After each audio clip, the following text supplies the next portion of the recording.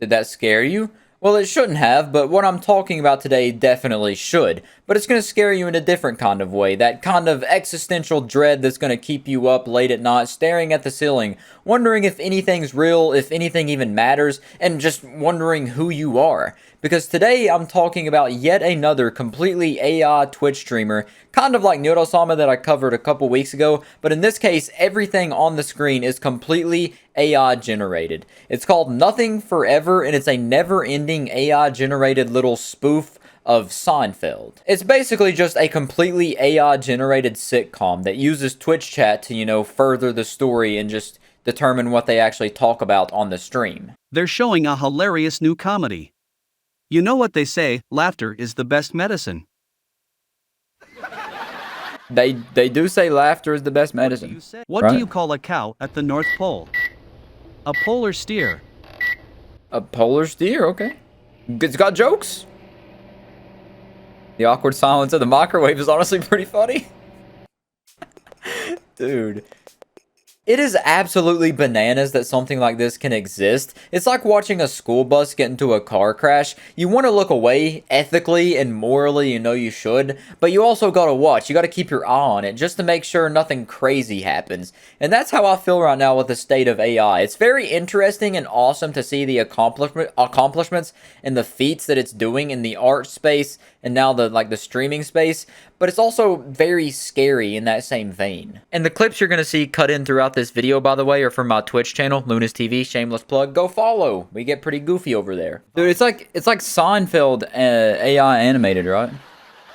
I seen this on Twitter or something yesterday. It's insane. It's kind of freaky, honestly. That's insane though, that it's like got a visual like this and it's just making a whole show based off of chat. But I guess it's a sign of the times. But to take a peek behind the ones and zeros, to get into the lore of this project, the evil geniuses, or the evil masterminds behind this whole plot, is Skylar Hartle, a senior product manager at Microsoft, and Brian Habersberger, a polymer physicist. They call themselves Mismatch Media, and this venture is a little side project for them. But this little side project of theirs that's based on Seinfeld has been streaming on Twitch since December, but up until a few days ago, they only had about 4 concurrent viewers because they weren't promoting it then, and they only recently started promoting the stream on Reddit, which brought in a bunch of attention, and now they're averaging like 15 to 20,000 viewers on the stream. It's absolutely crazy. They're doing numbers over there. You're stopped at a red light. Looking the wrong way, man. Sudden, an ostrich pops out of nowhere and starts running down the street. An ostrich? What? An ostrich? That's what I'm saying. That's nuts. That is How nuts. can an ostrich even get around? Bananas, even. The laugh track, man. Yeah, that's pretty wild. It's got a laugh track. And they're creators behind this AI show that's taking us one step closer to the singularity. They say they picked Seinfeld because Seinfeld's infamously known to be the show about nothing whatsoever, and they thought that was a really good premise to put on this show and have it be about nothing whatsoever as well, taking all of their ideas and what they're going to be talking about from Twitch chat. And as for how they achieve something this impressive, they say to make Nothing Forever, the two use various AI models to generate text, speech, and movements. The script of the show comes from an OpenAI GPT-3 model, DaVinci. To voice the characters, they use Microsoft Azure Cognitive Services Speech API, and the visuals are made on the Unity game engine. And they have all of this running seamlessly, simultaneously, all together at once, and it's awesome. Really. Awesomely scary. This is so freaky. It's so weird. It's so off-putting. The singularity is soon. But in the small amount of time this thing has been on the internet, it has amassed quite the audience. It's got a full Discord server of people like writing down every single one of the jokes from the Larry character, every single one of his stand-up jokes, and they even have a full wiki page, a fandom wiki page made for this thing. It's wild over there. It's getting pretty crazy. And since I'm already on the fandom wiki, I'm going to go ahead and read to you the main characters. There's 4 of them. Larry, like I already mentioned, Larry Feenberg, Yvonne Therese, Fred Kostopoulos, and Zoltan Kakler. And then there's a, quote, supporting cast, as they call it, a microwave, which it beeps and stuff, they use it a bit, the mayor, and Steve the Goldfish. So it's a pretty star-studded cast they got going on there for sure. It's very Very nice. Before I end this video, I want to check in on the stream and see how they're doing over there. See if they're still doing good. Oh, at the comedy club? Hi, everyone.